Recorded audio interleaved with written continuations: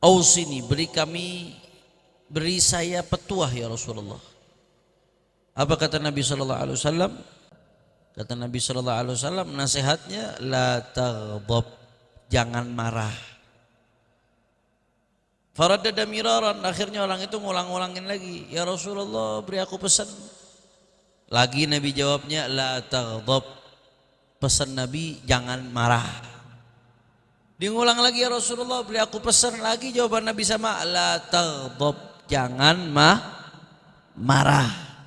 Terus berulang-ulang dinanya, Nabi jawabannya sama, la taghdab, jangan marah, kata Rasulullah sallallahu alaihi wasallam. Maksudnya jangan marah, pesan Nabi, jangan lampiaskan kemarahanmu. Itu maksudnya jangan marah. Siapapun pasti punya perasaan marah. Tapi maksudnya la taghdab, ai la ta'mal muqtadal ghadab. Jangan lampiaskan kemarahanmu. Jangan kita ini jadi orang pokoknya asal marah, pokoknya dilampiasin. Enggak ada tuh mujahadah. Enggak ada perasaan buat ngelawan diri untuk nundukkan hawa nafsu. Pokoknya asal marah harus diturutin. Disenggol dikit aja ngamuknya luar biasa, padahal dia biasa nyenggol orang. Saking pentingnya afiyah sampai Nabi ngulang berkali-kali ya ikhwah. Artinya Nabi kalau udah mau ngasih satu pesan yang penting, kadang-kadang diulang-ulang sama Nabi. Kalau Nabi ngulang-ulangin satu pesan berarti itu menunjukkan sangat penting. Nah Nabi nanya tadi, ini ada sahabat nanya, Rasulullah kasih aku pesan. Pesannya Nabi, la taghdab, jangan marah. Saking pentingnya engkau bisa menahan marah.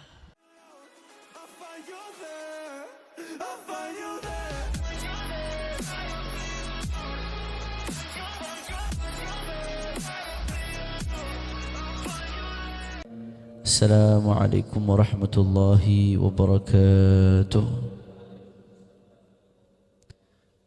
Ila hadratin Nabi Muhammad sallallahu alaihi wasallam, thumma ila ruh Sayyidina al-Imam al-Nawawi wal-Imam al-Haddad wa Sayyidina Syekh Muhammad Abdullah bin Abdul Latif al-Jurdani wa usulihim wa furu'ihim, anallahu taghashahum birrahmah wal maghfirah ويدخلهم الجنة برحمته ويعيد علينا من بركاتهم وأسرارهم وأنوارهم ونفحاتهم في الدين والدنيا والآخرة بسر الفاتحة. أعوذ بالله من الشيطان الرجيم. بسم الله الرحمن الرحيم. الحمد لله رب العالمين الرحمن الرحيم مالك يوم الدين. إياك نعبد وإياك نستعين اهدنا الصراط المستقيم صراط الذين أنعمت عليهم غير المغضوب عليهم ولا الضالين آمين. بسم الله الرحمن الرحيم. الحمد لله رب العالمين والصلاة والسلام على سيد المرسلين سيدنا محمد وعلى آله وصحبه أجمعين. أما بعد، قال المصنف رحمه الله تعالى ونفعنا به وبعلومه في الدارين آمين. عن أبي هريرة رضي الله تعالى عنه أن رجلا قال للنبي صلى الله عليه وسلم أوصني، قال لا تغضب، فردد مرارا قال لا تغضب، رواه البخاري. Alhamdulillah, kita melanjutkan kajian kita, kajian hadis-hadisnya baginda Nabi besar Muhammad sallallahu alaihi wa ala alihi wa sahbihi wasallam, dan juga insyaallah nanti dilanjutkan dengan kajian kitab Al-Hikam karya Imam Al-Haddad. Kita sampai dari hadis Arba'in Nawawi, hadis yang ke-16, yang mana Sayyiduna Abu Hurairah radhiyallahu an, beliau mengatakan bahwasanya anna rajulan, seseorang, qala lin Nabi sallallahu alaihi wasallam, berkata kepada Nabi Muhammad sallallahu alaihi wasallam, ausini. Orang tadi bicara ke Nabi, ya Rasulullah, ausini, beri aku wasiat ya Rasulullah, beri aku pesan ya Rasulullah. Minta diberikan pesan, minta diberikan petuah oleh Nabi sallallahu alaihi wasallam. Minta diberikan tausiah. Tausiah itu dari kata-kata wasiyah. Wassa yuwassi tausiyatan. Naam. Ausini, beri saya petuah ya Rasulullah. Apa kata Nabi sallallahu alaihi wasallam? Gala la taghdab. Kata Nabi sallallahu alaihi wasallam nasihatnya la taghdab, jangan marah. Faraddada miraran, akhirnya orang itu ngulang-ulangin lagi, ya Rasulullah beri aku pesan. Lagi Nabi jawabnya la taghdab, pesan Nabi jangan marah. Diulang lagi, ya Rasulullah beri aku pesan lagi, jawaban Nabi sama la taghdab, jangan marah. Terus berulang-ulang dinanya, Nabi jawabannya sama la taghdab, jangan marah, kata Rasulullah sallallahu alaihi wasallam. Maka di sini ketika seseorang bertanya kepada Nabi, dia minta wasiat, artinya dia minta pesan yang bisa bermanfaat buat dunianya, bermanfaat buat akhiratnya, bermanfaat bisa mendekatkan dia kepada Allah Subhanahu wa ta'ala. Dia minta pesan itu, ya Rasulullah kasih aku pesan nih, bisa manfaat buat dunianya, akhiratnya, bisa bikin makin dekat kepada Allah. Pesan Nabi singkat padat, la taghdab, jangan marah, kata Nabi.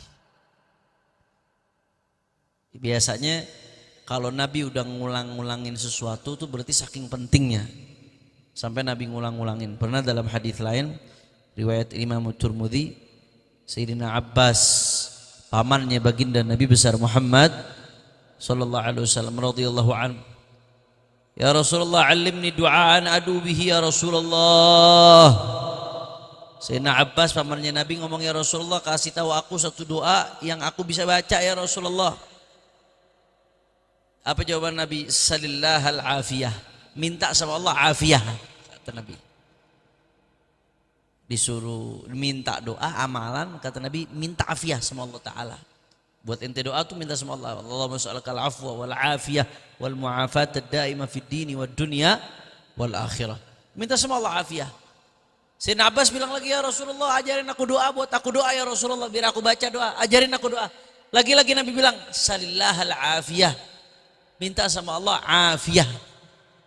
Ya Rasulullah ajarin aku satu doa buat aku amalin ya Rasulullah, sama jawaban lagi, minta sama Allah afiyah. Diulang lagi, jawabannya sama lagi. Kenapa diulang-ulang sama Nabi sallallahu alaihi wasallam? Ya, Rasulullah ngasih tahu, ya Abbas, ya amma Rasulullah sallallahu alaihi wasallam, salillahal afiyah fid dunya wal akhirah.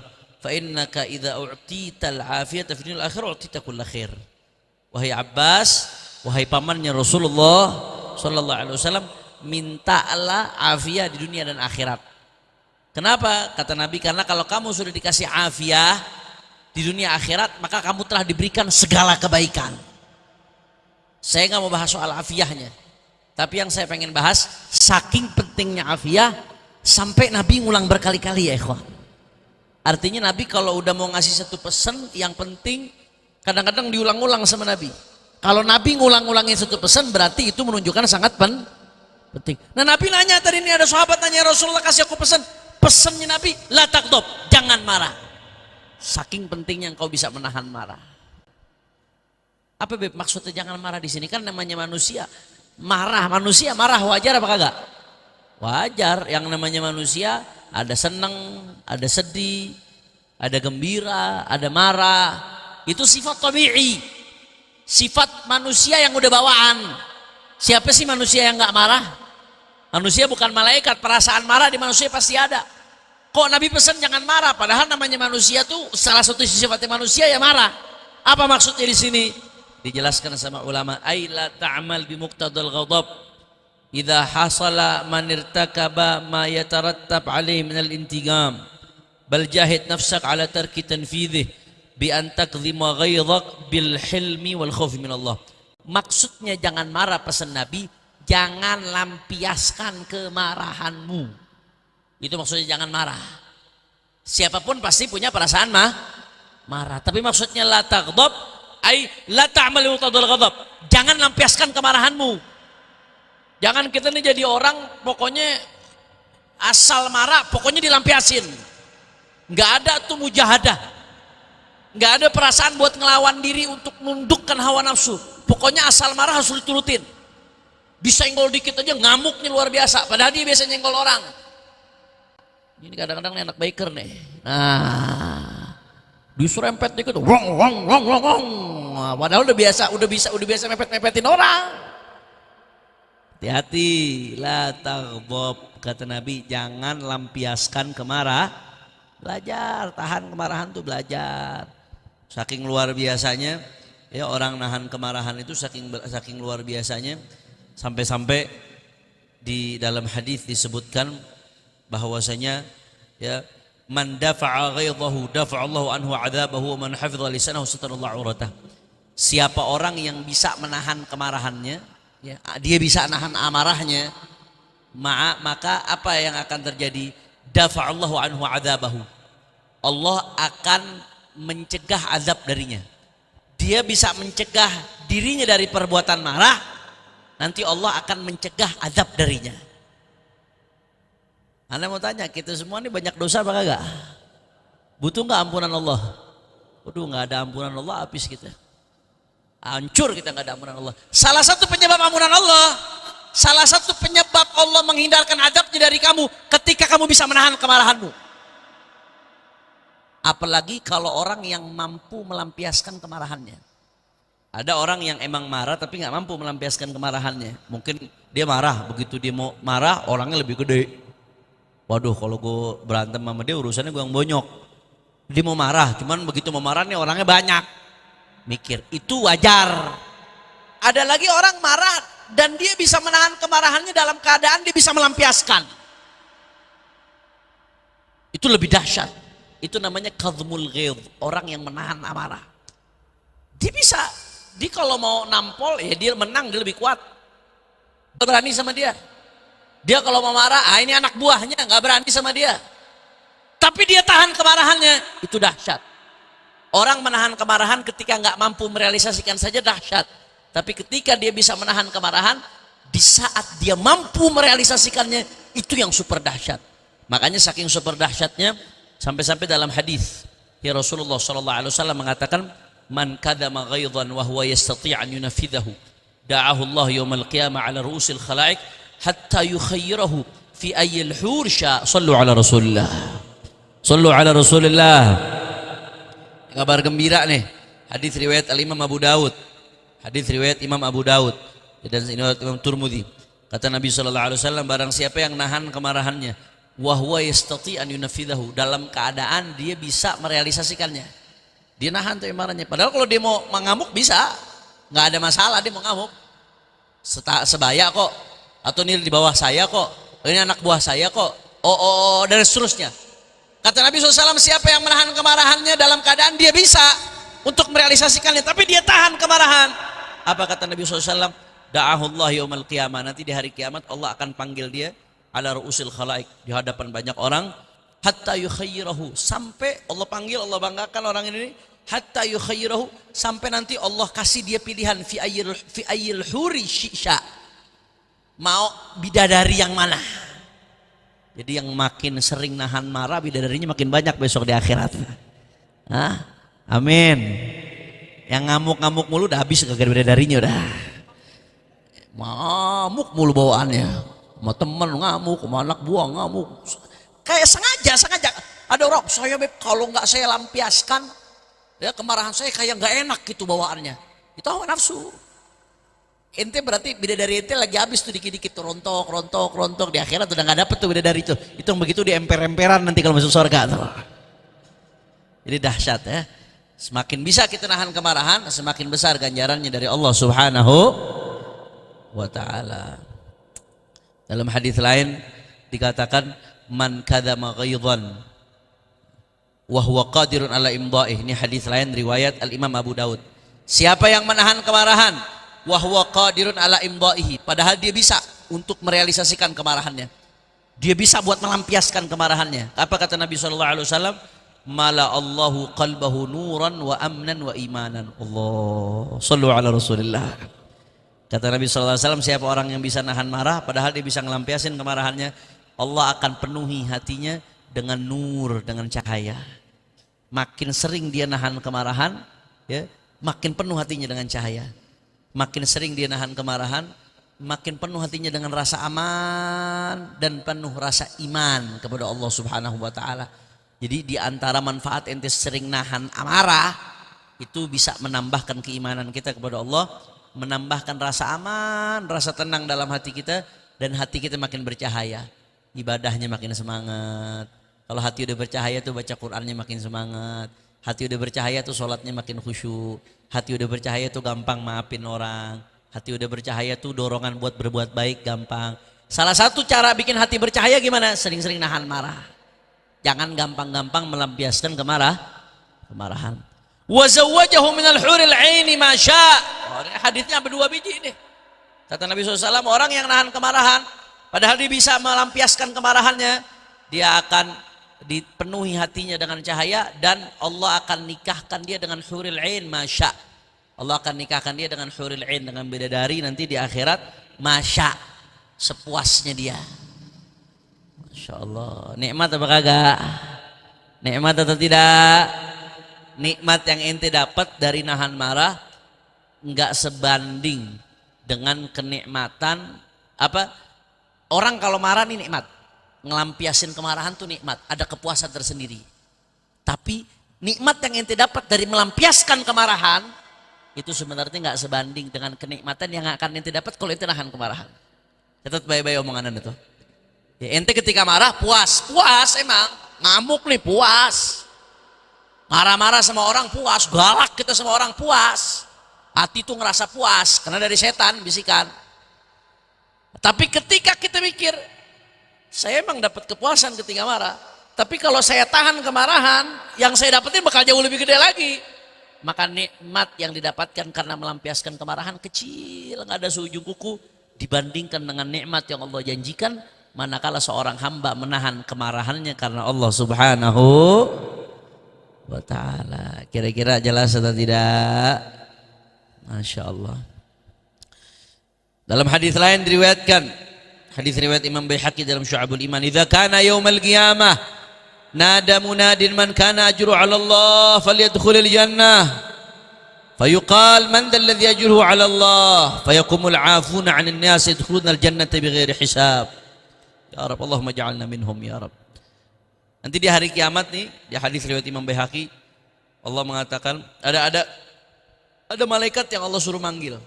Siapa yang pahalanya ditanggung sama Allah, maka hendaknya segera masuk surga. Siapa yang pahalanya ditanggung sama Allah, maksudnya pahalanya ditanggung sama Allah, nggak ada yang tahu besarnya pahala dia kecuali Allah. Ajruhu 'ala Allah itu maksudnya. Kan ada kalau kita sholat pahalanya sekian, sedekah pahalanya sekian, baca sholawat pahalanya sekian, kan disebutin tuh. Tapi ada pahala-pahala yang Allah nggak sebutin, fa ajruhu 'ala Allah. Pokoknya pahalanya terserah Allah, saking gedenya. Nah kata malaikat nanti di hari kiamat nih, man kana ajruhu 'ala Allah falyadkhulil jannah. Siapa yang pahalanya dari Allah Subhanahu wa taala, artinya pahalanya terserah Allah dapat berapa, maka hendaknya segera masuk surga. Akhirnya orang-orang di padang mahsyar pada nanya, man dzalladzi ajruhu 'ala Allah? Siapa tuh yang kau maksud yang pahalanya terserah Allah? Nggak ada yang tahu kecuali Allah. Siapa yang dimaksud itu? Maka berdirilah di situ. Fayaqumul 'afuna 'anil nas yadkhulunal jannata bighairi hisab. Maka saat itu yang berdiri siapa? Al-'afuna 'anil nas. Orang-orang yang memaafkan kesalahan orang lain. Dia yang gampang maafin kesalahan orang yang berkaitan dengan pribadinya ya. Nanti akan kita jelaskan insyaallah. Gampang maafin kesalahan orang lain, enteng, nggak diambil pusing udah deh. Dia lebih berharap pahala dari Allah Subhanahu wa taala. Al-'afuna 'anil nas. Begitu dipanggil al-'afuna 'anil nas langsung berdiri itu. Orang-orang yang suka maafin orang, enteng, nggak nyimpen dendam di hatinya. Pokoknya udah deh, dimaafin. Dia nggak nyimpen dendam, nggak melampiaskan amarah, nggak melampiaskan kekesalannya. Dimaafin, orang salah sama dia dimaafin, orang salah sama dia dimaafin. Mungkin memang di dunia ngerasanya ya saya kayak diinjek-injek jadinya nih, saya nggak dihormatin jadinya. Tapi di akhirat begitu dia berdiri, satu padang mahsyar ngiri sama dia, ikhwan. Satu padang mahsyar ngiri sama dia. Al-'afuna 'anil nas yadkhulunal jannata bighairi hisab. Maka mereka-mereka yang suka maafin orang masuk surga tanpa hisab. Mudah-mudahan kita termasuk mereka insyaallah. Amin ya Allah. Ya Rabbal. Allahu akbar. Makanya ada firman Allah Ta'ala,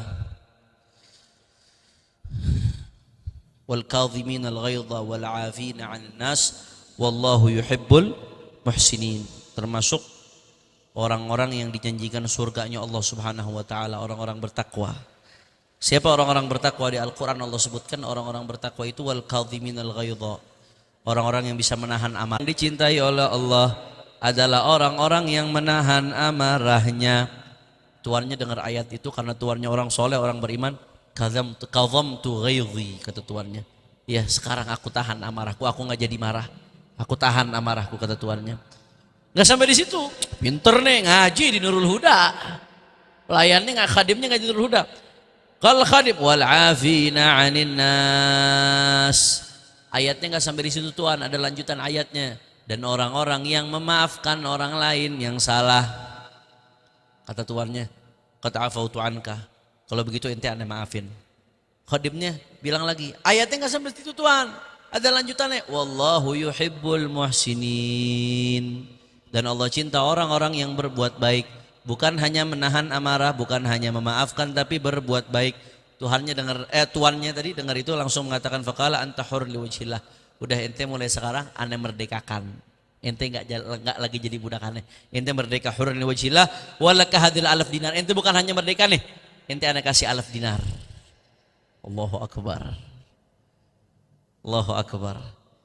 Khadimnya pinter, tuannya orang soleh. Coba ente lagi berantem ente bacain ayat itu. Aing mah sabodo taing. Khadimnya pinter, tuannya orang soleh. Ada Sayyidina Ali bin Husain. Ada harusnya nih, ini harusnya ditiru sama habaib nih. Cucu-cucunya Ali bin Husain. Harusnya ditiru sama habaib sebagai cucu-cucunya Ali. Sayyidina Ali Zainal Abidin ibn al-Husain. Dan kepada pecinta-pecintanya juga mesti niru. Apa yang terjadi? Sayyidina Ali bin Husain waktu itu lagi ada jariyahnya. Ada budak beliau yang lagi ngurusin beliau, ngebersihin beliau. Waktu itu budak itu lagi nuangin air di wajahnya, entah lagi bagaimana, lagi ngebersihin, nuangin air. Kalau budak itu kan sama seperti istri, nggak ada batasan aurat. Budak sama pemiliknya itu nggak ada batasan aurat, walaupun laki sama perempuan. Jadi sama kayak istri dia. Nah budaknya lagi nuangin air ke kepalanya Sayyidina Ali Zainal Abidin. Akhirnya apa yang terjadi? Wadah tempat airnya jatuh ke Imam Ali Zainal Abidin. Sampai-sampai muka beliau luka. Akhirnya apa yang terjadi? Imam Ali Zainal Abidin begitu mukanya luka, dijatuhin wadah sama budaknya. Farafa'a ra'sahu ilaiha. Langsung Imam Ali Zainal Abidin nengok ke budaknya. Mau marah nih Imam Ali Zainal Abidin. Apa yang dilakukan budak? Budaknya pintar juga. Dia baca ayat wal kadhiminal ghaidha. Tuhan jangan lupa Allah bilang termasuk hamba-hamba Allah yang bertakwa orang-orang yang menahan amarah. Langsung Imam Ali Zainal Abidin dengar ayat ini qad kadhamtu ghaidhi, khalas. Aku menahan amarahku. Bergetar hatinya dengar ayat, langsung diamalin. Aku tahan amarahku.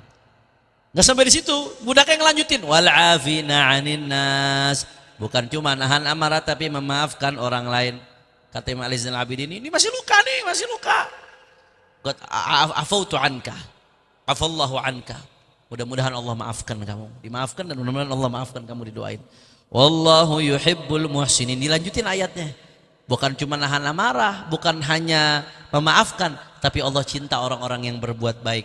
Apa yang terjadi? Kata Ali Zainal Abidin, idhabi fa anti hurrah liwajhillah. Udah pergi, engkau sekarang merdeka, udah bukan lagi jadi budakku. Sallu ala Rasulillah. Sallu ala Rasulillah sallallahu alaihi wasallam. Ini baru cucunya baginda Nabi besar Muhammad sallallahu alaihi wasallam. Begitu dengar ayat langsung diamalin, ditahan amarahnya. Itu tadi yang Anda katakan. Kalau kita sadar, ya melampiaskan amarah memang ada kepuasan tersendiri. Tapi kalau kita sadar bahwasanya pahala yang Allah siapkan bagi orang yang bisa menahan amarah jauh lebih besar dari apa yang dia dapatkan ketika melampiaskan amarah, kita bakal enteng untuk nahan amarah. Cuman kadang-kadang kita itu dikendaliin setan duluan. Makanya bawaannya udah mau ngamuk aja bawaannya. Udah mau marah aja bawaannya. Hati itu udah mau ngamuk aja bawaannya. La ilaha illallah. La ilaha illallah. Sayyidina Umar bin Khattab, Khalifah Umar bin Khattab radhiyallahu anhu. Kalau dengar nama-nama orang mulia langsung radhiyallahu anhu. Karena kita kalau ngedoain mereka tuh malaikat ngedoain balik kita. Kita ngedoain orang-orang mulia, malaikat ngedoain balik kita. Doanya malaikat sama doa kita anjuran lebih manjur mana? Malaikat. Ente ngedoain orang-orang mulia, malaikat doain balik ente. Ente yang untung, bukan mereka yang untung. La ilaha illallah. Sayyidina Umar bin Khattab radhiyallahu an. Ada orang nih, Sayyidina Umar bin Khattab waktu itu khalifah. Ada orang datang, innaka la takdzibil adl wa la tu'til haq. Faghadiba wa ahmarra wajhuhu. Ada orang datang ke Sayyidina Umar ngomong, wahai Umar, engkau ini enggak menjadi khalifah dengan adil. Engkau tidak memberikan hak kepada orang pemiliknya. Ini kepada Sayyidina Umar bin Khattab, Khalifatul Rasulullah sallallahu alaihi wasallam. Sayyidina Umar memang orangnya, beliau tegas orangnya kan. Dengar seperti itu, faghadiba wa ahmarra wajhuhu. Marah Sayyidina Umar. Dituding seperti itu sama rakyatnya. Engkau enggak adil, engkau enggak memberikan hak. Marah Sayyidina Umar. Wa ahmarra wajhuhu, merah mukanya. Tapi ada yang bilang ketika Sayyidina Umar mulai marah, ya Amirul Mu'minin, alam tasma'an Allah Ta'ala yaqul khudhil afwa wa'mur bil urfi wa'rid 'anil jahilin wa hadha jahil. Wahai Amirul Mu'minin, tidaklah engkau mendengar bahwasanya Allah Subhanahu wa taala berfirman, khudhil afwa, ambillah sikap memaafkan, wa'mur bil urfi, perintahkanlah kebaikan, wa'rid 'anil jahilin, berpalinglah dari orang bodoh. Kalau ada orang bodoh nyaci maki kamu, berpalinglah, itu perintah Allah Ta'ala. Dan ini orang yang menghinamu wahai Umar, ini orang bodoh, dia nggak ngerti, makanya dia menghinamu seperti itu. Emang orang soleh itu begitu dengar ayat Quran langsung bergetar hatinya.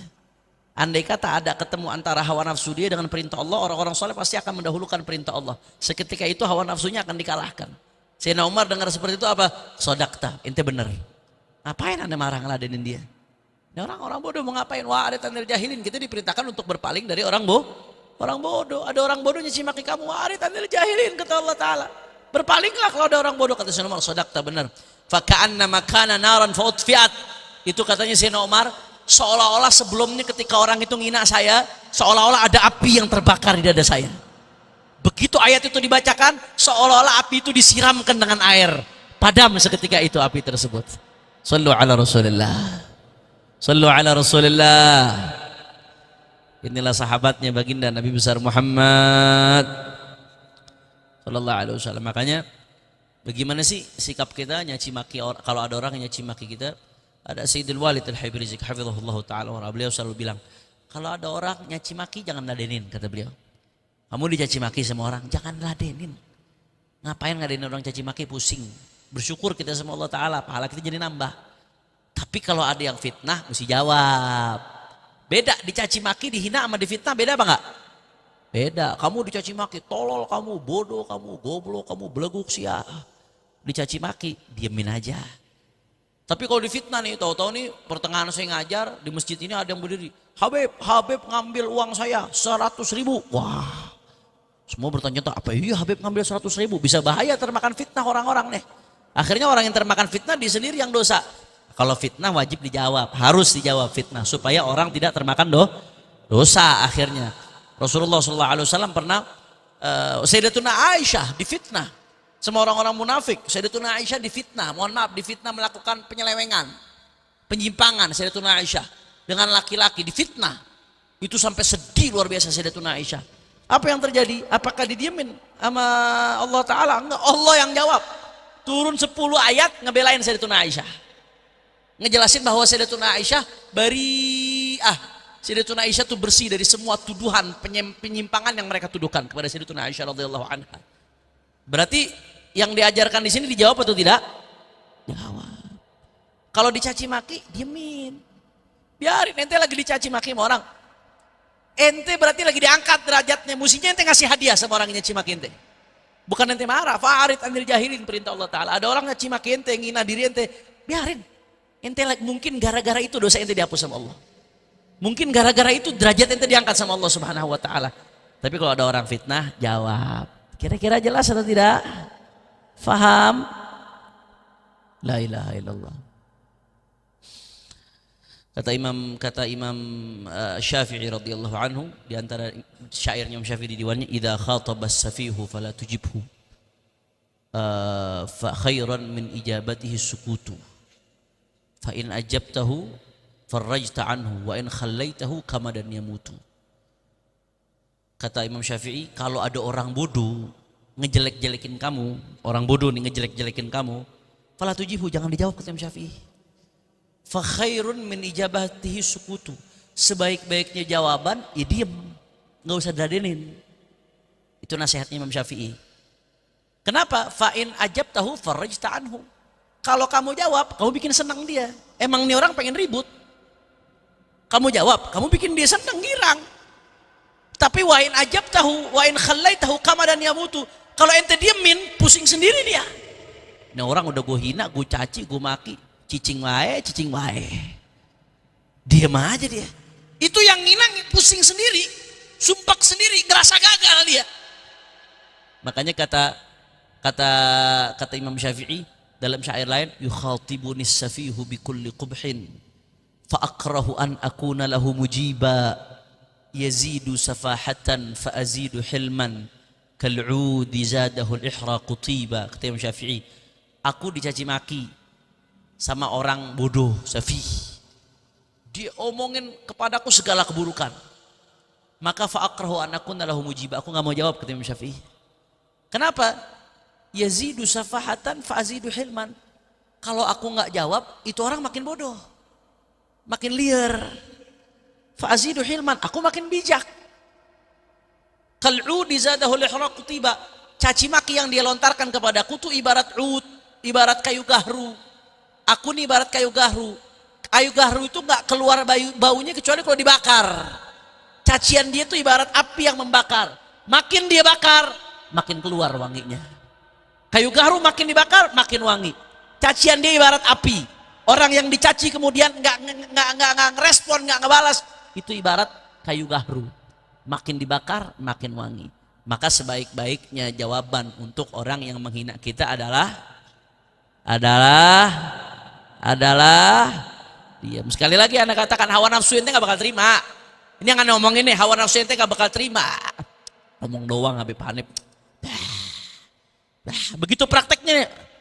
Tapi kalau ente bayangkan apa yang Allah siapkan bagi orang-orang yang sabar, yang bisa nahan amarah, kecil nahan amarah. Rugi kalau sampai ente cuma pengen dapat pelampiasan amarah, tapi ente harus kehilangan pahala yang Allah siapkan buat orang-orang yang bisa nahan amarah. Maka tahan amarah, tahan. Kata Rasulullah, la taghdab, jangan marah. Itu pesan Rasulullah SAW. Kira-kira jelas atau tidak? La ilaha illallah. Ada Fudail bin Iyad, orang soleh. Fudail bin Iyad nih kalau ada orang yang bilang, fulan yaga fi irdik. Wahai imam, itu fulan tuh ngata-ngatain kamu. Fulan ngata-ngatain kamu, ngadu nih. Wahai imam, ada fulan yang ngata-ngatain kamu. Kalau kita ada yang ngadu begitu gimana? Kurang ajar, haram jadah. Makin mual, makin ngamuk, makin kesel. Yang bawa informasinya setan, yang dipanas-panasin juga setan. Jadi udah. Kadang-kadang hati-hati nih, ini saya mau ingetin nih, ini ada dosa yang kita nggak sadar. Kadang-kadang dosa dibungkus dengan istilah solidaritas sama teman. Dosa dibungkus dengan istilah care, peduli. Kita dengar si A lagi caci maki si C nggak tahu. Si A caci maki si C depan kita. Si C nggak tahu menau. Kita yang dengar dari si A, kita nyampein si C, C, gue nih temen lu, gue gak terima. Itu si A ngata-ngatain lo. Dia bilang lo begini. Gue sih sakit hati ya, gue gak terima ya. Gue kalau bukan temen lu, gue gak bakal ngadu nih sama lo nih. Ente tahu? Itu yang dilakukan si B nih, yang ngadu nih si B nih, yang tengah-tengah si B. Yang dilakukan si B, ngadu omongannya si A kepada si C, itu namimah, namanya ngadu domba. Beb kan bener, ya emang bener. Kalau ngadu domba itu bener. Omongan benar disampaikan, omongan jelek yang harusnya orangnya nggak dengar tapi disampaikan, itu namimah, namanya ngadu domba. Harusnya dia nggak ribut jadinya ribut. Kalau bohong namanya fitnah, kalau benar namanya namimah. Apa kata Nabi? La yadkhulul jannah namam, nggak akan masuk surga tukang ngadu domba. Ngadu domba nggak boleh, haram. Kalau ngadu setan baru wajib, saudara. Setan sama setan adu, ngadu domba haram. Hati-hati. Jadi kadang-kadang ada sebagian aulia orang soleh, kalau ada yang begitu tuh, Ada temennya ngadu, fulan dong ngomongin ente gini gini gini. Emang setan nggak dapat utusan lain selain ente untuk ngaduin omongan ini ke ana? Ada sebagian orang soleh begitu.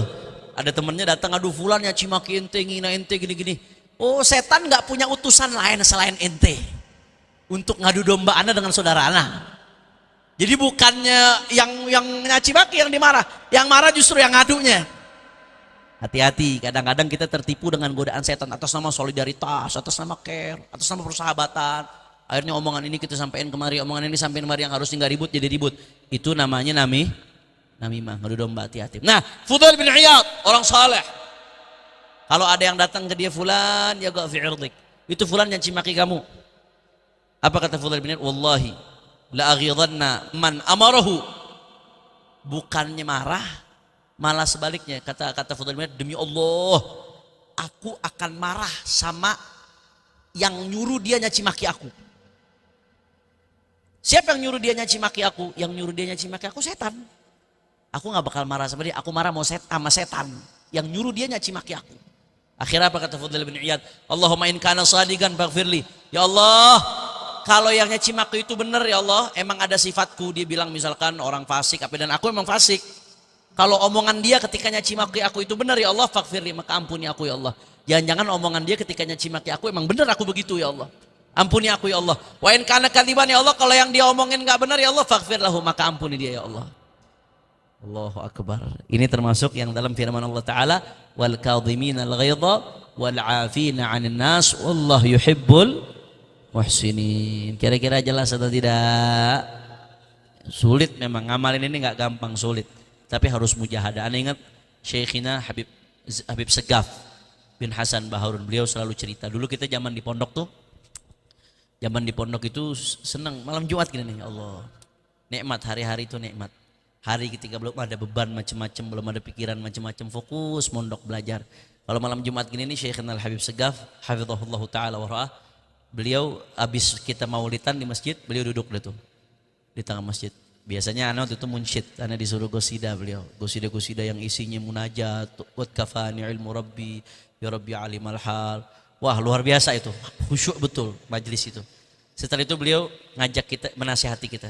Nasihat-nasihat setiap malam Jumat itu walaupun di luar jam belajar resmi, itu kan jatuhnya pas malam Jumat, malam libur.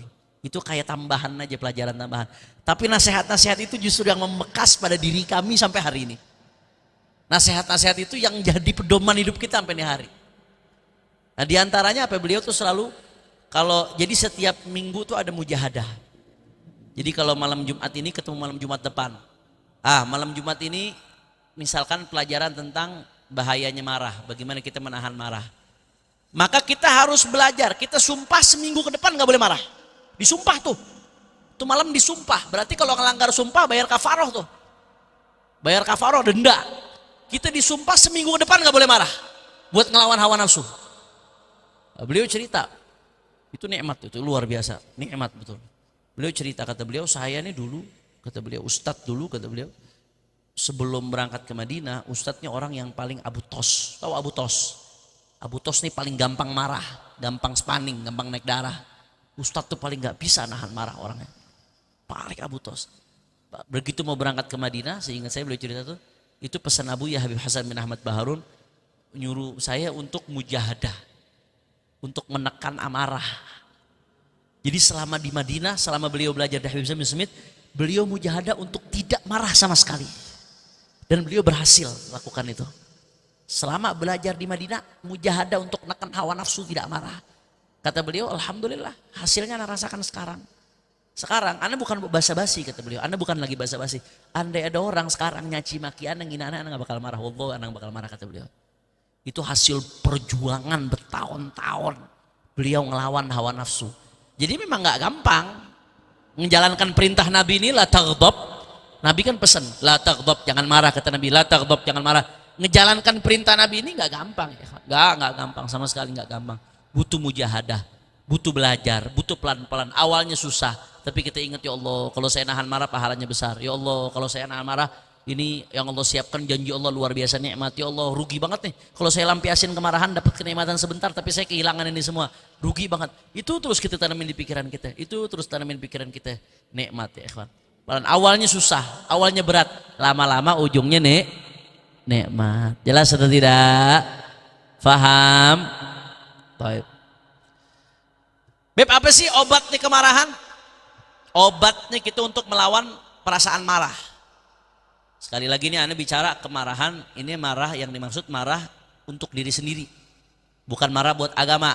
Lain kalau halnya marah buat agama. Rasulullah sallallahu alaihi wasallam wa idza dhuyya haqqullah lam yaqum ahadun li ghadabihi. Rasulullah tuh kalau dihina dirinya nggak marah, tapi kalau agama yang dicolek-colek marah Rasulullah. Kata Imam Syafi'i, ya man istughliba wa lam yaghdab fa huwa himar. Orang yang dipancing buat marah, agamanya dihina, agamanya diinjak, agamanya diremehkan, syariat terang-terangan dilanggar, dipancing buat marah tapi nggak marah, fa huwa himar. Kata Imam Syafi'i, maka dia keledai, bukan manusia, keledai.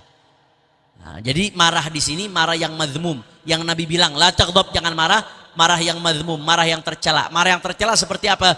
Marah untuk diri sendiri, marah untuk melampiaskan hawa nafsu, itu yang tercela.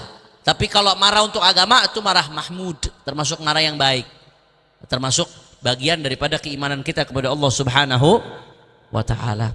Nah, sekarang apa sih obatnya ini sebelum kita tutup? Apa sih obatnya? Dawa obat supaya kita bisa melawan rasa marah. Selain tadi yang Anda sudah sebutkan, mengingat betapa besarnya pahala yang Allah siapkan untuk orang-orang yang menahan amarahnya. Apa obatnya? Ka'an yatadzakkar ma yatarattab alaihi min al-mafasid wa ma jaa fi fadl al-hilm wa kadhmil ghaidh. Yang pertama, kata ulama, ente kalau mau bisa nahan marah, ingat dampak dari kemarahan ente. Sebelum ente marah, ingat dampak dari kemarahan ente itu apa. Kadang-kadang kemarahan sesaat berujung sengsara berbulan-bulan, harus nanggung resiko sengsara berbulan-bulan, bertahun-tahun. Marah sesaat dilampiasin, nusuk orang, akhirnya 20 tahun di penjara. Mikir, kita kalau marah tuh salah satu cara ngelawan marah, sebelum kita marah mikir dulu dampak dari kemarahan ente itu apa. Kalau ente lampiasin, mikir. Ente marah sama istri, main ngomong talak, mikir dampaknya apa. Ente main bicara talak, ente nggak halal lagi buat istri ente. Ente punya anak istri, anak-anak, bagaimana nasibnya anak-anak ente masa depannya ketika orang tuanya harus berpisah? Bagaimana pendidikannya, sekolahnya, bagaimana harusnya masih kecil dia tumbuh dengan kasih sayang dari orang tua. Jangan cuma mikir melampiaskan marah. Mikir akibatnya. Perempuan mau marah sama suami, mau nuntut cerai, minta cerai, mikir dampaknya. Itu salah satu obatnya. Jelas atau tidak? Salah satu obat menahan rasa marah, mikir dampak dari kemarahan kita. Kesel di mobil, di jalanan, wah ada orang nyusul, marah, mau mepet, wah mikir, kalau sampai bonyok mahal ini benerinnya. Paham apa kagak? Ada yang senyum-senyum ini, ada yang ngomong begini. Belum lagi kalau viral, wah jadi masalah. Mikir dampaknya, dampak dari kemarahan kita itu obat nomor satu. Tapi sebenarnya obat nomor satu itu yang tadi yang Anda sebutin tuh, mikir betapa besarnya pahala nahan marah. Obat nomor dua, mikir dampak dari kemarahan kita. Kemudian ada lagi di antaranya obatnya yang takil min maudihi, kata ulama. Ini ajib nih resep dari ulama. Ente kalau lagi di sini di posisi lagi marah, bagaimana cara salah satu ente mencegah marah? Ente pindah ke tempat lain. Ente lagi di ruang tamu, ngamuk, berantem sama bini. Daripada ente ngamuk, meledak, akhirnya perabotan pecah semua, ente keluar ke depan. Depan masih dikejar juga nih, bini kan kalau lagi ngejar lebih galak dari KPK. Banyak yang curhat sama saya, banyak yang curhat begitu. Masya Allah. Pindah. Yang takil min maudihi, kata ulama. Ente kalau lagi marah, pindah dari posisi ente tuh. Pindah tempat aja. Itu salah satu resep buat nahan marah. Pindah dari posisimu saat itu, pindah ke tempat lain, pindah lagi ke tempat lain. Wa yasta'idz billah minasyaitonir rajim. Marah itu kan dari setan, maka minta perlindungan Allah. A'udzu billahi minasyaitonir, baca ta'awudz. Wa yaghtasil aw yatawadda. Kemudian juga di antara cara menahan kemarahan, kata ulama di sini, mandi atau wudu. Begitu ada yang marah itu kan dari setan. Setan itu kan api. Api itu dilawannya dengan air. Air bagaimana? Wudu. Makanya orang kalau habis marah, walaupun nggak batal wudunya, disunahkan untuk memperbaharui wudu. Termasuk penyebab kita dianjurkan memperbaharui wudu apa? Kalau habis marah. Walaupun nggak batal wudu ente, disunahkan untuk memperbaharui wudu. Nah, wa in ghadiba wa huwa qa'im jalasa yuttaja. Kalau ketika marah dia lagi diri, duduk. Atau rebahan langsung. Jadi ente lagi di pasar, kesel berantem sama orang, itu lagi diri posisinya, langsung ente rebahan di bawah. Paling dibilang orang gila ente. Ini kalau di rumah maksudnya. Jadi kalau lagi diri, kata ulama, ente lagi marah, lagi keadaan diri, duduk. Itu bisa meredam kemarahan. Duduk belum bisa juga, ente rebahan. Kan orang mau rebahan paling ngegerutu doang, paling mau. Susah mau ngapa-ngapain, udah rebahan mau ngapa-ngapain susah udah. Itu salah satu cara menahan marah. Jelas atau tidak? Anda kasih obat nih, Anda jelasin penyakitnya dari tadi, sekarang masuk bab obat. Tapi kata ulama, wa aqwal asya' fi man'ihi wa raf'ih, yang paling kuat, obat paling ampuh, paling kuat dalam menahan kemarahan apa? Tauhid al-haqiqi. Dia menanamkan tauhid, hakikat tauhid dalam hatinya. Apa hakikat tauhidnya? Tidak ada daya, tidak ada upaya kecuali Allah Subhanahu wa ta'ala. Saya mau tanya, yang ngegerakin orang yang lagi bikin kita marah itu siapa? Jawab, yang ngegerakin orang yang bikin kita marah siapa? Berarti yang nakdirkan dia bikin kita marah siapa? Allah. Maka kalau kita marah, jangan sampai seolah-olah kita kayak nggak terima sama Allah Subhanahu wa ta'ala. Itu tuh kelas tasawuf tuh kelasnya kelas tasawuf tuh. Ente begitu marah, ya Allah, dia berbuat seperti itu, Allah yang ngerakin dia seperti itu. Jangan-jangan Allah mau ngapus dosa saya. Jangan-jangan Allah mau ngangkat derajat saya. Jangan-jangan dengan cobaan ini Allah mau nutup aib saya. Maka ditahan kemarahannya, dia tahan kemarahannya. Tauhid hakiki itu salah satu cara melawan perasaan marah. Tapi jangan sebaliknya. Ente ngusilin orang, ente bikin dia marah. Begitu dia marah, aneh kan yang gerakin Allah Ta'ala. Kalau Allah nggak gerakin, aneh kagak begini. Itu namanya ihtijaj bil qadar. Itu dosa tuh, dosa. Ente berbuat buruk terus ente nyalain qada qadar Allah, itu haram. Jadi kita ketika tertimpa musibah, kemudian kita nerima, oh ini dari Allah, pasti ada hikmahnya, itu bagus. Pahalanya besar. Tapi ketika ente berbuat buruk, ente nyalain Allah. Aneh kan mukul dia karena Allah yang gerakin aneh. Aneh ngebacok dia, Allah yang gerakin aneh buat ngebacok dia. Itu namanya ihtijaj bil qada wal qadar. Itu dosanya double. Satu, dosa maksiat yang dia lakukan. Dua, dosa su'ul adab sama Allah Subhanahu wa ta'ala. Karena dia nyalain Allah. Padahal Allah nyiptakan sabab, nyiptakan akal buat dia buat mikir, dan seterusnya dan seterusnya. Terus dia nyalain Allah Subhanahu wa ta'ala. Ihtijaj bil qada wal qadar. Al-Imam Al-Haddad di kitab Nasaih Diniyah, panjang lebar tuh, di awal-awal kitab bahas tentang itu. Betapa bahayanya orang yang nyalain Allah. Karena maksiat dia nyalain Allah. Saya ini zina karena Allah yang gerakin. A'udzubillah min dzalik. Ada orang ngomong begitu. Saya ngebunuh ya karena Allah yang gerakin, takdir. Saya nyolong, takdir. Ada nggak yang begitu? Ada nggak yang begitu? Nyalain takdir. Itu dosanya double. Dosa karena maksiat yang dia lakukan, dosa karena su'ul adab sama Allah Subhanahu wa ta'ala. Na'udzubillah min dzalik. Tapi kalau sebaliknya, ketika kita yang tertimpa, kita ngelihat, oh ini kan Allah yang gerakin. Mungkin Allah menghapus dosa Anda dengan cara ini. Mungkin Allah mengangkat derajat Anda dengan cara ini. Mungkin Allah mau nutup aib Anda dengan cara ini. Mungkin husnudzon dia sama Allah Subhanahu wa ta'ala. Itu kata ulama tasawuf, itu salah satu cara menahan amarah. Untuk melawan hawa nafsu. Kira-kira jelas atau tidak? Maka orang yang kuat versi Nabi Muhammad SAW, orang yang kuat itu bukan orang yang jago berantem, bukan. Orang yang kuat bukan orang yang paling petantang-petenteng, bukan. Orang yang kuat versinya Rasulullah SAW, laisa syadidu bisur'ah, kata Rasulullah. Orang kuat itu bukan orang yang jago begulat, bukan, kata Rasulullah. Innama syadid alladhi yamlik nafsahu indal ghadab. Orang kuat sesungguhnya itu yang bisa menahan dirinya ketika marah. Itu orang kuat sesungguhnya. Ini bukan versi fulan wala versi alan. Ini orang kuat versinya baginda Nabi besar Muhammad sallallahu alaihi wasallam. Kira-kira jelas atau tidak? Faham? Insyaallah. Mudah-mudahan yang sedikit ini bisa bermanfaat dan mudah-mudahan Allah selamatkan kita dari dampak buruk dari sifat pemarah. Mudah-mudahan Allah jadikan hati kita hati yang tenang. Allah bersihkan hati kita. Allah jadikan kita orang yang pemaaf sehingga kita mendapatkan pahala-pahala orang yang sering memaafkan. Karena kita butuh pahala-pahala tersebut dan kita butuh ampunan Allah Subhanahu wa taala. Ala hadhihi niyyah wa likulli niyyah salihah bisirril Fatihah. A'udzu billahi minasyaitonir rajim. Bismillahirrahmanirrahim. Alhamdulillahirabbil alamin arrahmanir rahim maliki yaumiddin. Iyyaka na'budu wa iyyaka nasta'in ihdinas siratal mustaqim. Siratal ladzina an'amta 'alaihim ghairil maghdubi 'alaihim waladdallin. Kitab berikutnya Naam, Al-Hikam. Jam berapa nih? Baik, kita baca walaupun sedikit, walaupun hanya diterjemahkan. Qala radhiyallahu anhu ad-dunya al-mahmudah hiya allati yasulu biha ila fi'li khairin aw yanju biha min fi'li syarr. Wad-dunya al-mubahatu hiya allati la yaqa'u bisababiha fi tarki ma'murin wa la rukubi mahdhurin.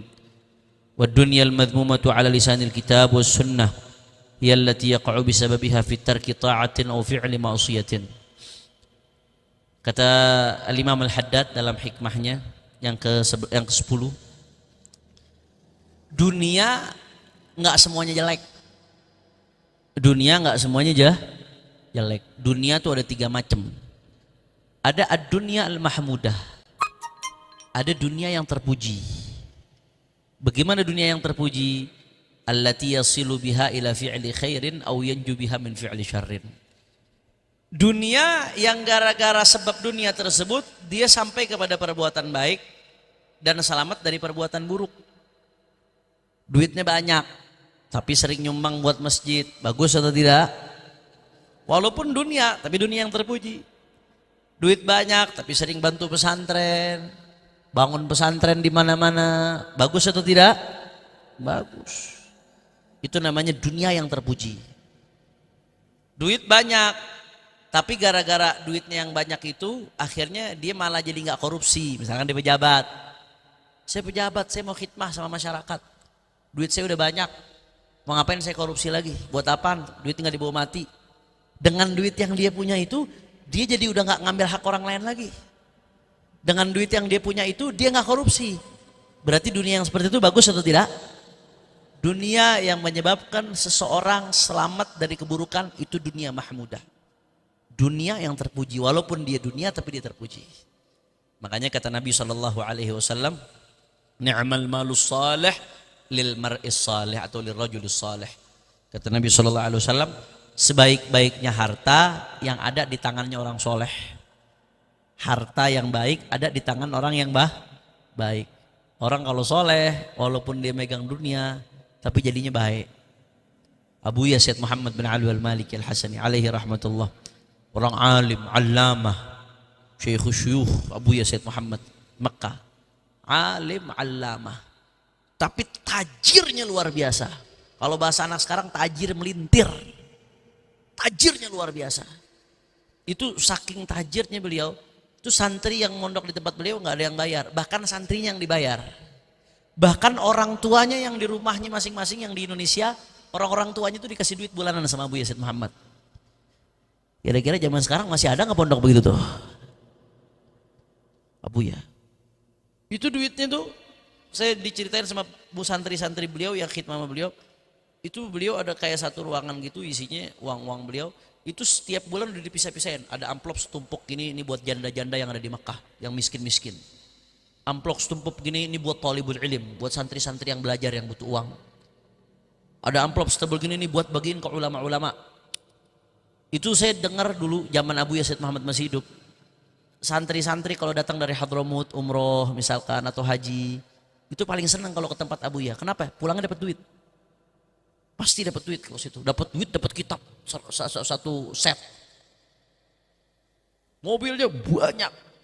Tapi kaya luar biasa, tapi kekayaannya semua buat Allah, buat Rasulnya, buat ilmu. Saya mau tanya kira-kira kalau dunia yang seperti itu tercela atau terpuji? Terpuji. Jelas atau tidak? La ilaha illallah. Mudah-mudahan kita termasuk orang yang Allah jadikan dunia di tangan kita bukan di hati kita. Amin ya rabbal. Karena kita takut nggak kuat kalau diuji dengan kefakiran, nggak kuat takutnya.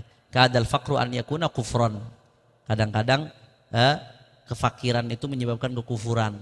Na'udzubillah min dzalik. Kita mudah-mudahan belum tentu kita kuat jadi orang miskin yang sabar. Kita berharap Allah jadikan orang kaya yang bersyukur. Amin ya rabbal alamin. Paling nikmat itu orang kaya bersyukur. Mana yang lebih afdol, Beb? Orang kaya atau orang miskin? Tergantung. Kalau posisinya sama-sama, yang miskinnya sabar, nggak ngeluh dengan kemiskinannya, dan nggak menghinakan diri dengan kemiskinannya, yang kayanya syukur. Maka dalam keadaan dua-duanya bagus seperti ini, yang miskin sabar lebih afdol. Ini saya ingat faedah ini kemarin ketika saya ke Tarim, sore sempat hadir pengajian Ihya yang diasul Sayyidil Habib Umar bin Muhammad bin Salim al-Hafidh di Tarim. Pas bahas ini.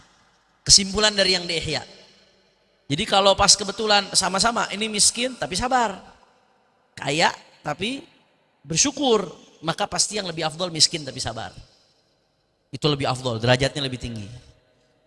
Tapi kalau ada orang kaya bersyukur, miskin nggak sabar, maka orang kaya bersyukur lebih afdol daripada miskin tidak sabar. Jadi kadang-kadang bukan soal kaya atau miskinnya, bagaimana engkau menerima apa yang Allah berikan dalam posisi apapun. Ketika kau jadi miskin tapi kau sabar, kau mulia, Allah angkat. Ketika kau kaya tapi kau bersyukur, kau mulia, diangkat oleh Allah Subhanahu wa taala. Kamu miskin tapi hati kamu terus, mata kamu tuh terus tertuju kepada hartanya orang kaya, sehingga seolah-olah kamu nggak terima apa yang Allah berikan. Tapi ada orang kaya tapi dia bersyukur sama Allah taala dengan apa yang diberikan oleh Allah. Yang kaya lebih afdal daripada yang miskin.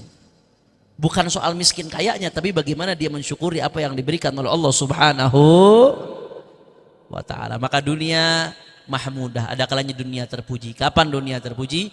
Kalau digunakan untuk kebaikan, digunakan untuk menghindari keburukan. Alhamdulillah. Wa dunyal mubahah. Yang kedua, dunia yang mubah, boleh. Ya, silahkan aja dimiliki. Yang seperti apa? Allati la yaga' bisababiha fi tarki ma'murin wala rukubi mahdhurin. Yang dengan sebab dunia tersebut yang mubah, yang boleh-boleh saja, dia tidak menjadi penyebab melakukan kebaikan, tapi tidak menjadi penyebab melakukan keburukan juga. Ya udah, pokoknya punya harta aja buat sehari-hari makan, buat sehari-hari kebutuhan sehari-hari, tapi ya biasa-biasa aja. Nggak dipakai buat ketaatan, tapi nggak dipakai buat maksiat. Yang begitu biasa-biasa aja tuh. Mubah, boleh. Dia nggak tercela tapi boleh mubah. Cuman kata ulama, kalau yang mubah seperti ini kalau diniatkan yang baik, ya dia buat makan sehari-hari, tapi diniatkan saya makan sehari-hari ini punya uang supaya saya nggak minta, supaya nggak nyari yang haram, supaya saya bisa nafkahin anak istri. Dia mubah, tapi kalau diniatkan yang baik bisa berubah jadi pahala. Yang ketiga, wad dunyal madhmumah, dunia yang tercela. Ala lisanil kitab was sunnah, berdasarkan Al-Quran dan Sunnah. Yang Allah katakan, yang Nabi katakan dalam hadisnya, ad-dunya mal'unatun mal'unun ma fiha. Kata Nabi SAW, dunia mal'unatun, dunia itu terlaknat, kata Nabi SAW.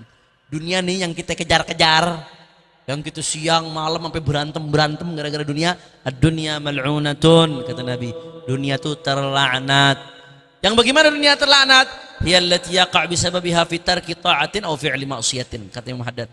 Yang gara-gara dunia tersebut kau jadi ninggalkan ketaatan. Sebelum punya HP, sholatnya rajin. Begitu punya HP, sholatnya akhir waktu, bahkan kadang-kadang nggak sholat.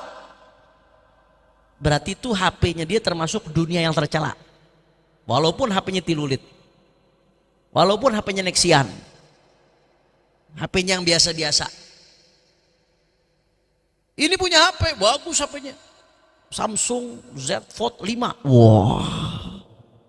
Yang bisa dilipat-lipat. Tapi dipakai buat nyambung silaturahmi. Dipakai buat nyebarkan kebaikan, dakwah. Berarti terpuji atau tidak? Walaupun mahal. Yang itu walaupun sederhana kelihatannya miskin. Tapi gara-gara yang sederhana aja udah ninggalin sholat. Gara-gara HP yang sederhana itu yang murah, dipanggil orang tua kagak nengok. Banyak kayak yang begitu. Banyak kayak yang begitu. itu berarti HP yang dia punya itu termasuk dunia madhmumah, dunia yang terlaknat. Pokoknya itu gampang dah, ente tinggal ukur di kehidupan ente ini. Imam Haddad nih subhanallah, Imam Haddad nih kalau ngasih patok, ente tinggal terapkan doang di kehidupan ente. Jadi yang ama kita ini dunia yang masuk kategori yang mana? Ada 3. Yang pertama yang terpuji, yang kedua yang mubah, yang boleh, yang ketiga yang tercela. Yang terpuji kalau dunia bisa kita manfaatin buat yang baik, buat ngindarin yang buruk. Yang biasa-biasa saja yang boleh, ya kalau dunia nggak menyebabkan kita melakukan baik, nggak menyebabkan kita meninggalkan melakukan buruk. Yang tercela dunia yang menyebabkan kita melakukan keburukan, ninggalin perintah Allah, melakukan larangan Allah. Itu dunia yang tercela, yang madhmum, yang hisabnya bakal berat nanti di hadapan Allah Subhanahu wa taala. Na'udzubillah min. Dulu waktu nggak punya motor, nggak pacaran. Begitu punya motor, waduh, boncengan. Malam-malam ke pasar malam sama pacarnya. Berarti motornya termasuk dunia yang mana? Dunia yang mana? Tercela. Dulu waktu nggak punya duit nggak sombong. Begitu punya duit ngeremehin orang, nginjak-nginjak orang. Berarti duitnya dia termasuk dunia yang mana? Tercela. Dulu waktu punya duit dia nggak bisa bantu orang. Begitu punya duit sekarang bantu orang di mana-mana. Kebayaannya di mana-mana. Berarti dunia yang dia punya masuk dunia yang mana? Terpuji. Ya, jadi kita jangan cuma bicara dunia, hubud dunia, dunia yang mana dulu yang ente maksud. Semua orang juga pasti nggak lepas dari dunia. Tapi bagaimana caranya kita dunia yang aman itu dunia yang terpuji, bukan dunia yang tercela. Mudah-mudahan insya Allah dunia Allah jadiin di tangan kita, bukan di hati kita. Mudah-mudahan Allah Subhanahu wa taala penuhi rezeki kita dengan rezeki yang halal, yang thayyib, yang mubarak. Mudah-mudahan dunia yang ada sama kita semuanya jadi dunia yang terpuji. Ala hadhihi niyya wa likulli niyya salihah bi sirril Fatihah. Bismillahirrahmanirrahim.